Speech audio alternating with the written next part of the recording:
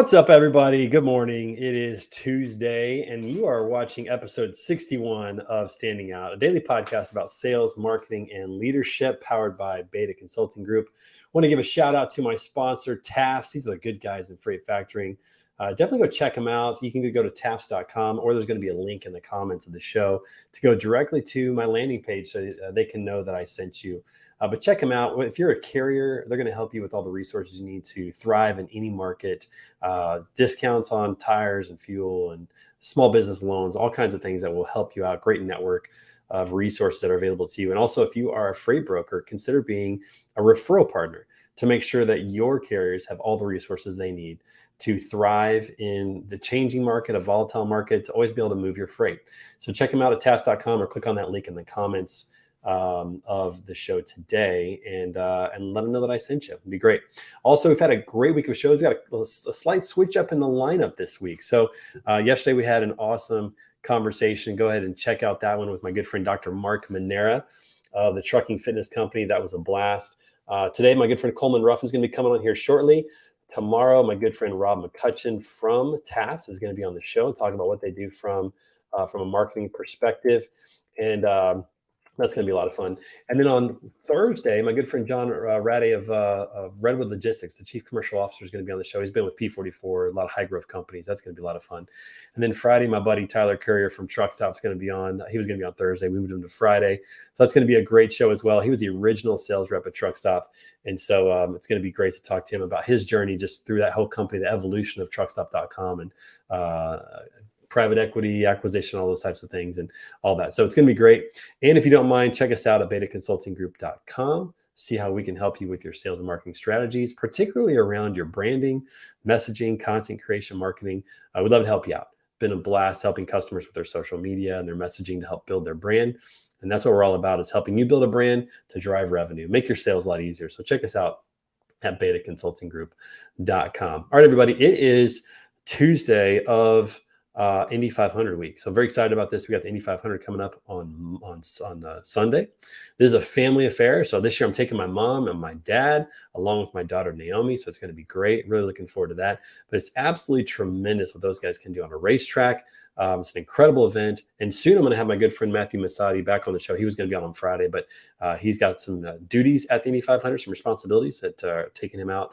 So I can't wait to get him on the show soon, and we'll be able to talk about the Indy 500 racing and some really cool stuff around that. So a lot of good stuff coming up. All right, let's bring on our guest today. This guy is just tremendous. He's kind of a quiet assassin, the way that I would best describe him. He's pretty subtle, pretty quiet for the most part, but when he speaks volumes, and there's just a lot of wisdom for a young man in his position. So very excited to bring him on today. Everybody, welcome to the show, my good friend and returning guest, Coleman Ruffin. There he is. Coleman, what's up, man? What are you reading there? I was emulating you with you reading Tiger Woods to kick things off, and this is the book that I had just started reading, Game Changers. So I'm only about 50 pages in, but it's a phenomenal one, and figured it was a good segue. It is, let me pull up, Dave Asprey. Okay, nice. Dave Asprey. Nice. Okay, yeah. Game Changers. What is that book about? It is about how leaders, innovators, and true game changers frame their mind and how they continue to grow and how they have gotten to where they're at today. So simple things from removing no from their vocabulary or changing their frame of mind when they're looking at a specific problem and how it pushes them to be a better person. So I think that those books are always important to not only learn, but also push yourself and be able to adapt in certain things in business and personal life as well. Yeah, that's interesting. And I was just watching, I think it was Ed Milet who was talking about this, but was watching, what's up, Freight Sensei? Thanks for joining the show, man. Good to see you. Scott Watanabe, that guy's phenomenal. I was just, I think it was Ed Milet, he was talking about auto-suggest, like the ability to just basically convince yourself that, you're going to do something and do it, right? To take those limits off. And so it's been really interesting to think about that for myself personally, now leading Beta Consulting Group and what that's going to mean moving forward, and trying to take the limits off of my perspective as well, to truly be a game changer as well. That's an interesting book. I'm going to have to pick that one up. Do you like to read books? Are you a book reader, podcast listener? What do you like to do? I will be completely honest with you. I would love to lie and say that I've read thousands of books in my life. I was never a really big reader up until probably the last couple of years, and it's really taken off for me. So I'm not just like a self improvement kind of book guy. I like to more often than not read stories about people's lives. Like the book that I just finished reading was a book called Into Thin Air. Phenomenal book about, unfortunately, the tragic story I've of read the that book. day. Oh Yeah. yeah, the day that there was the most lives lost in Everest on an Hmm. expedition. But the triumph and tribute to some of these people about the little decisions that they made across the way and how it affected the grand scheme of things. It was phenomenal read. Phenomenal. Yeah, I like reading those books as well. I like reading about real stories. By the way, Kyle McNutt, you got to admire. He says you have the best smile in the street crew. Look at that. Look at those curly hats, Kyle. Now I don't want Look to at those. smile. Oh, it's awesome. I love McNutts. Love that guy. He's so good. Yeah, I like reading about that stuff as well. I think that reading is almost becoming a little bit of a lost art form in a way. Agreed. We're so consumed with videos, and I'll admit I like to watch videos, get it just kind of entertained by that. Everybody's listening to podcasts these days, and thank you Hmm. everybody for listening to this podcast. We appreciate it. But certainly, reading is kind of a lost art form. But I think there's some really just great content that that you can fill your mind with. And to me, it's reading is like the difference. Okay, so this is probably a bad analogy, but when I play golf, I prefer to walk because I get to process the shot while I'm walking to the next shot, and there's time. There's time in there, right? Hmm. And I tend to just play better golf whenever I walk because I'm not like jumping in a cart, driving right up, and hitting the next shot right away. Like I'm Hmm. processing it. And I feel like books are that way with me. Like I like to write in the margins. I like to take Yep. time and read a book, a chapter at a time, think through it, see how I can process it, as opposed to just blistering through like a book on audio where you're hearing four chapters at once. Did you get anything out of it? I Yeah. mean, so I think that reading is kind of a lost art, but I I don't know. 100% agree with you, and I don't think that I'm quite up there in age yet, but maybe I'm an old soul. But yeah, the feel of being able to open up and read a book, and I think it's something that's changed over time, right? If you look at TikToks, Instagrams, all of that fun stuff, it's important to be able to adapt and consume content with how everybody else is and what those shifts are. But it's nice to take a step back every now and then and to really get to relax and not have to just visually look at something, but it's really thinking about it in your head.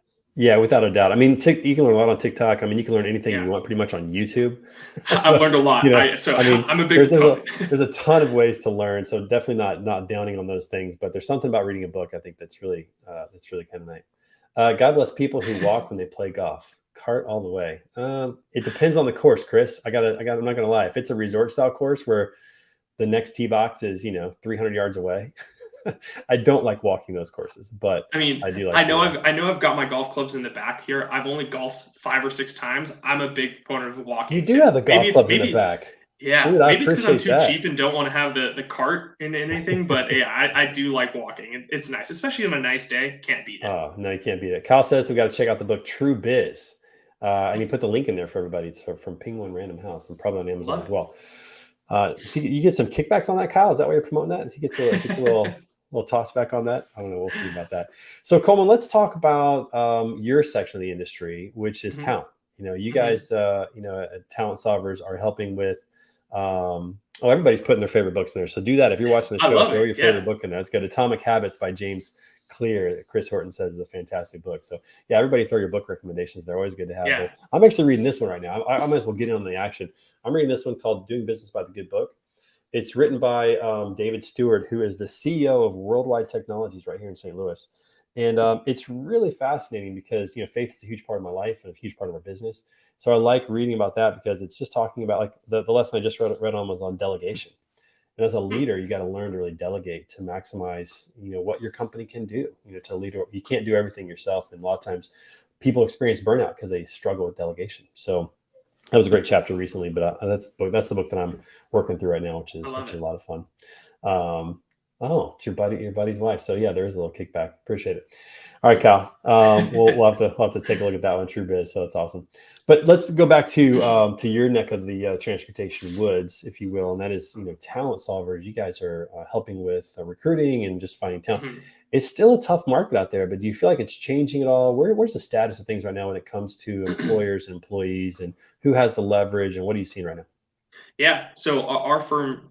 really plays in the logistics technology space. So anything from seed round series up to going public and some of the Fortune 500 companies even. But what we have seen is that it's been a candidate driven market, right? The candidates have had their pick and choose of, hey, these are specific companies that I want to work for. We know they're hiring. Let's go and get a couple of different offers and see what's going on out there. Now, just from what we've been hearing in the space, there's a potential slight slowdown within the supply chain, which means a little bit of a pullback on the venture capital side of things. So we're anticipating that to change slightly, but we don't ever think it's going to change back to what it was pre-COVID or during COVID at that point where it's just a complete halt in everything. We do think that there's going to be that slight change or regression to the mean, but it is still a very good time to see what else is out there in terms of jobs. But things have started to slow down just a little bit. Yeah, I've noticed that in a couple of places. You see Yeah. that with, I mean, rates have gone down for trucking. Yep. Real estate housing prices are coming down a little bit. Hmm. And so it's interesting to kind of see how that's going to impact employment. But, it's really been a candidate driven market. But what's fascinating to me is I saw Gary Vaynerchuk talk about this next generation, Yep. how a lot of the people in this next generation aren't even applying for jobs because they've learned how to make money on their own in these different like new platforms, like a Yeah. TikTok influencer, YouTube, or whatever. Like people are learning how to kind of run their own show in Yeah. ways that maybe they had in the past. And this next generation is kind of like, I don't know if I won't even want to be in the job market. I want to be in that space. It's Hmm. it's really fascinating to think about that, and this kind of shortage of labor that we're experiencing. Is that going to Hmm. continue? Like I think Yeah. recently I saw 12 million job openings in the United States. I Hmm. mean, is Yeah. that gonna continue? I mean, Yeah. I think it will. Yeah, and shout out to Gary Vee. I know last time we talked, I'm a big proponent of listening to him as well.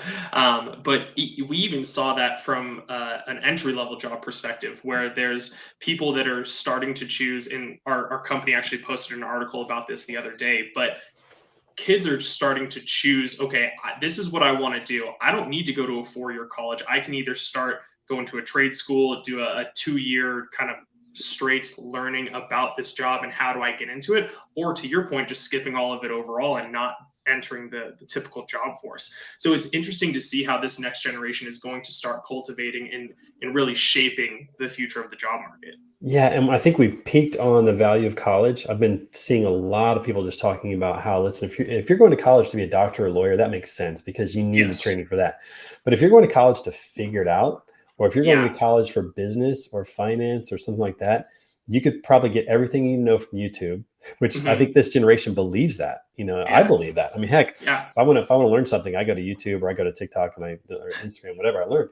Everything Um, around the house that I do, I learn from YouTube. So YouTube. I I know, agree. exactly. I know. And I appreciate those electricians that put great videos out there to do Oh stuff like yeah. that. But yeah, I mean, you can learn so many things now. There's just no reason not to learn. And I just think the value of college, it'll be really interesting to see what happens because college became such a big market where we basically told everybody you have to go to college if you want an opportunity. And I Yep. don't think that's the case as much anymore in terms of going to college. And I don't think that hiring managers are necessarily looking for college as much anymore because I think they've hired a lot of college people who are disappointments. Because just Hmm. because you graduated college doesn't necessarily mean you're going to be a great worker, you're going to be a great Agreed. employee. And Yeah. so it's going to be really interesting to see kind of how that shakes out.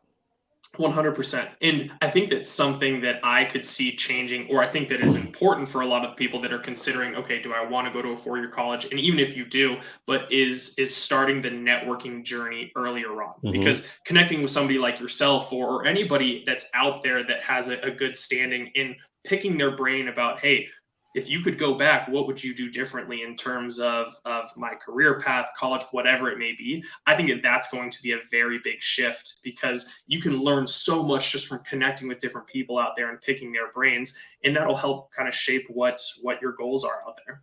Yeah, and you think about, do I want to go spend $150,000, $200,000 on a college education and be in debt, or do I want Mhm. to, maybe spend a couple years working for an entrepreneur or a leader that can teach me all those things? And I Mhm. think that internships are going to become, apprenticeships and internships are going to come back and be really, really powerful. Yeah. Oh, watch out! Kyle's going to be opening up his own YouTube channel for small engine repair. Fixed Yeah. a snow thrower and a lawnmower. Good luck to you, Kyle. Hope that goes well, Yeah. man. Well, But and just touching on that for one more second, I spoke with a phenomenal, absolutely phenomenal candidate the other day. Great work experience, great head on his shoulders, and he's done some phenomenal things throughout his career. And we were looking at a couple of different opportunities out there, and one of the things that he brought up, and he's probably been in the workforce for about 10, 11 years now, was, hey, I just want to let you know that straight after high school, I went into work and I don't have a college degree. Is that going to be a problem? And it was an interesting question for him to ask. I was like, it's true that a lot of companies still do require that degree, even though this person can add a tremendous amount of value to your organization. But it was a kind of a culture shock or wake up call for me, where I didn't even think about a lot of that stuff outside of entry level positions. But it's still something that some companies really do require today, which again I think is going to be a thing of the past in the near future. yeah, and Chris, you hit the nail on the head. Networking matters so much. I mean, it really comes back to the old adage of it's not what you know, it's who you know. And Yep. I heard somebody recently, I can't remember who it was, an influencer on TikTok or Instagram somewhere.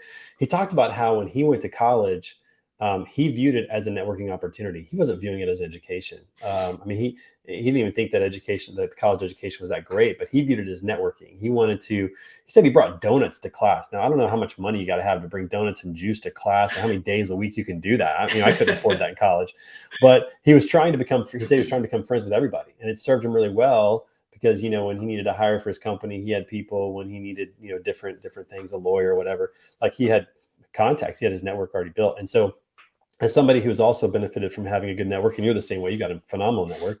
I would echo that. Like, man, if you're going to go to college, get a network out of it at least. I echo Yeah. what Chris says. I mean, that really makes the biggest impact. And so, I just think the value of college, or the purpose of college, is going to have to change. It'll be interesting to see how colleges adapt to that. If prices come Mhm. down, if their enrollment drops, as price. I mean, I've got a 14-year-old, and I'm already talking to her about, hey, what do you want to do Yep. when you grow up, and getting her involved in my business, and just trying to think through what she wants to do. Because there's a few occupations that you have to have a degree, Yep. but there's a lot of them that, I mean, I don't know that I needed to be a communication major to do what I'm doing now.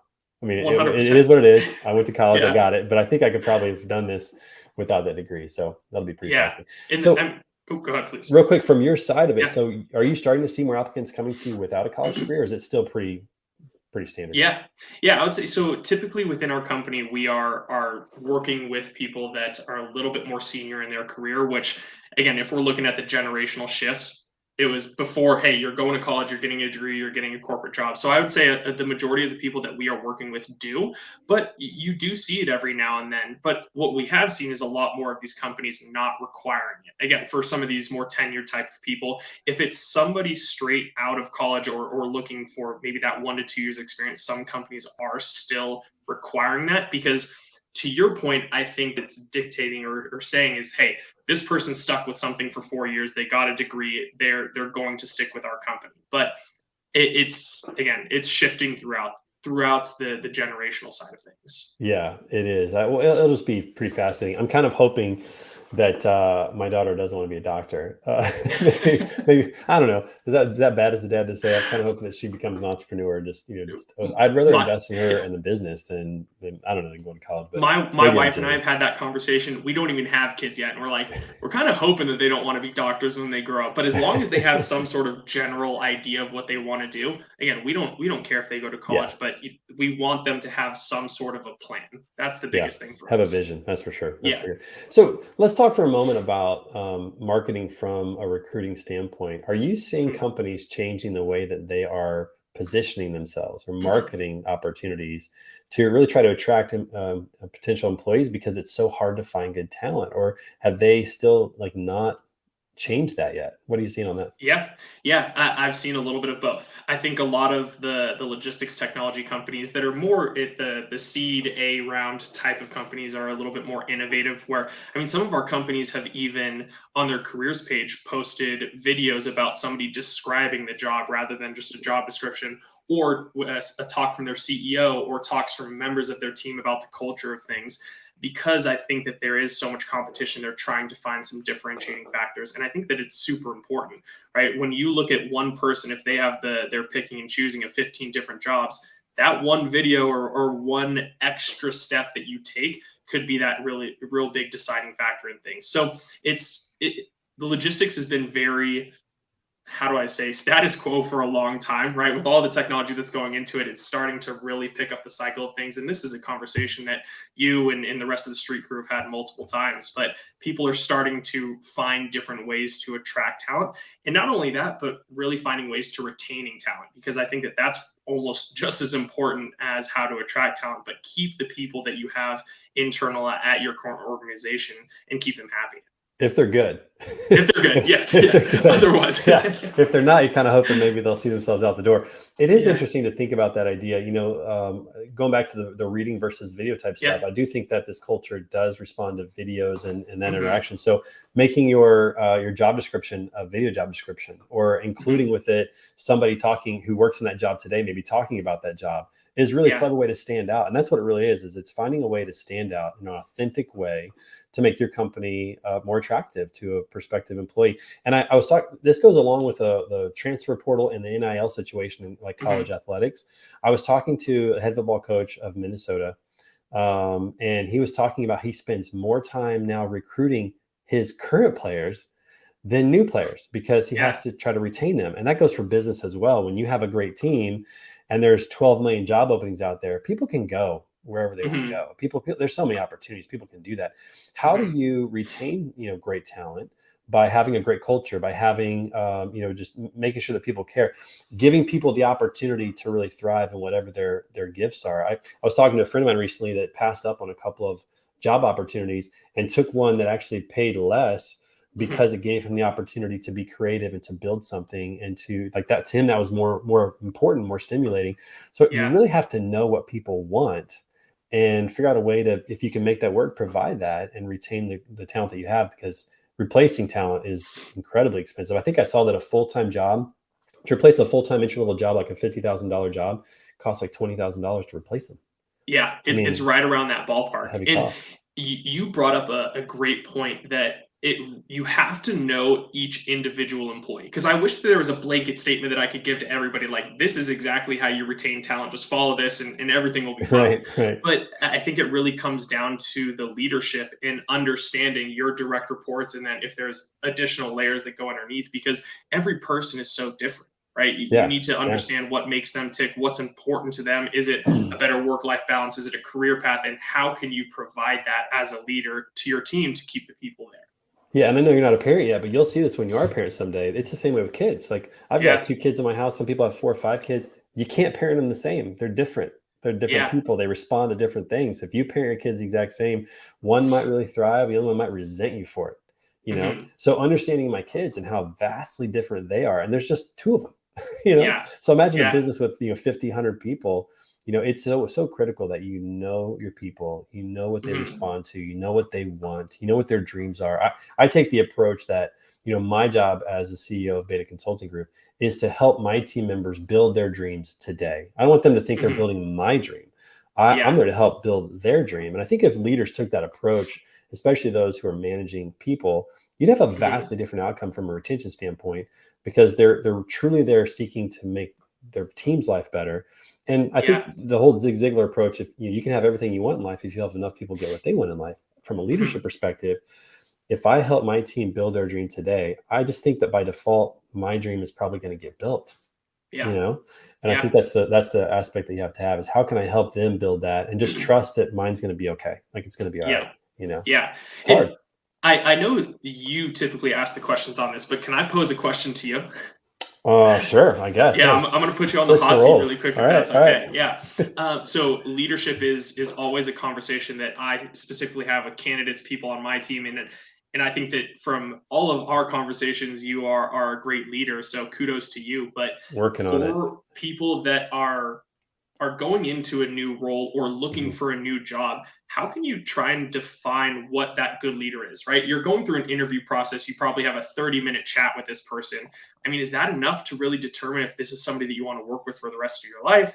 What are some questions to ask? Or I guess, what do you look for when you are looking for Yeah. leadership?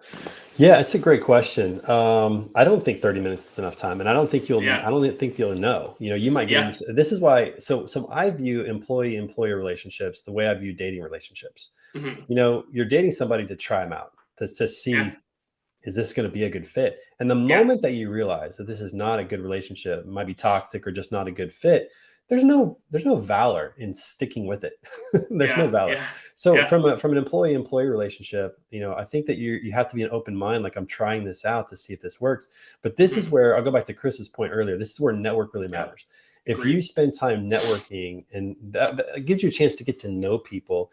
I would say this: if someone's looking for a job, to me, it's more important that they write down a list of 5 leaders that they would like to work for in their network, as opposed to 5 positions, or even like I would rather somebody look for a great leader than look for the job that they want, because I would rather Yeah. dig ditches with a really inspirational leader who helps me become a better person than to Mhm. have my dream job with a poor leader.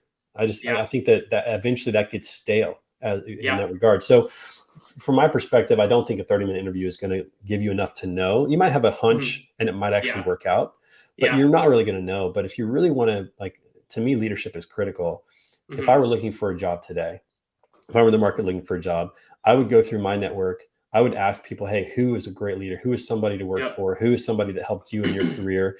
And try to make a list of like 10 top notch leaders and reach out to them and say, hey, I'd like to work with you. What Yeah. do you have available? I'm a fast learner. I'll figure it out. But I really want somebody who's going to invest in me as a person and help me grow Yeah. as a leader and help me grow in my career, and who's going to help me grow as a dad. Like, all of these things that are important to me as a husband.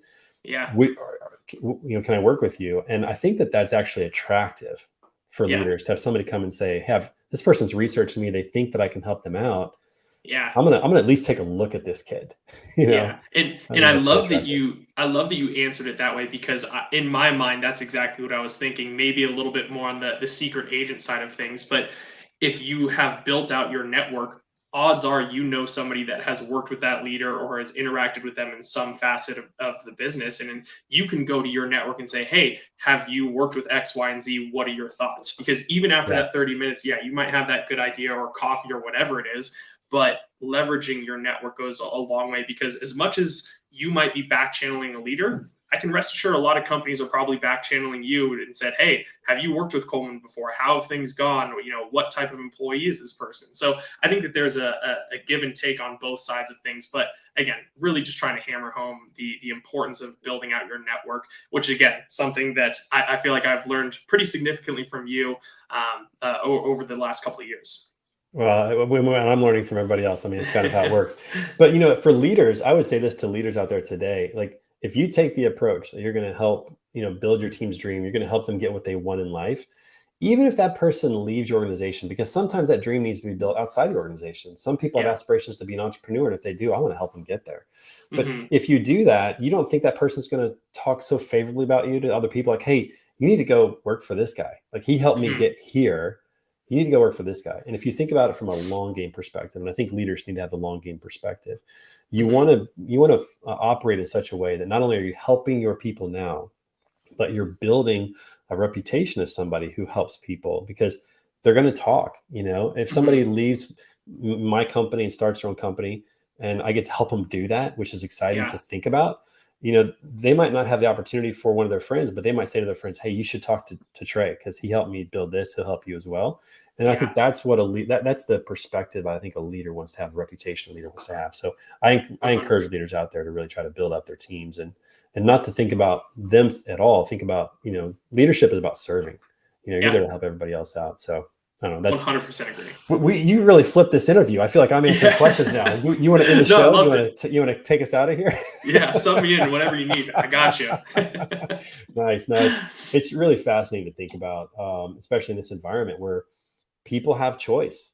And when Yeah. people have choice, it's like a free market. I mean, it hopefully will raise the level of everybody else out there. Here's speaking of a great leader, the Yep. Freight Sensei, he says, we like to ask them the question that goes something like, what type of leadership style was one of your favorite previous leaders? That's a great question to ask. Great I question. think there are great questions that you can ask to get a good feel. And when Hmm. I'm asking questions, whether, if I'm an interviewee or an interviewer, I want to hear the reaction more than the content. I want to hear Yep. how do they answer that question? Were they ready for that Hmm. question? Are Yeah. they seem honest in their answer to the question, or does it feel like a canned answer? So, Scott, that's a Hmm. great question. I appreciate you bringing that up. Hey, listen, we're at 30 minutes. This always goes so fast, but man, Literally. I love having you on the show. I hope you'll come back again, man. It's always Yeah. great having you on the show. It's Yeah. awesome, and we Yeah. got to get those golf clubs get some use. Oh yeah, I'll try and make it out to your neck of the woods so you can give me a couple free golf lessons. Hopefully, we'll walk Oh, the course, have some 100% good happy to do chats. that. 100% happy to do that. And for everybody else watching, thanks for the comments today. Great to see the interaction. Coleman's just a great guest, so I had no doubt we're going to have great interaction today.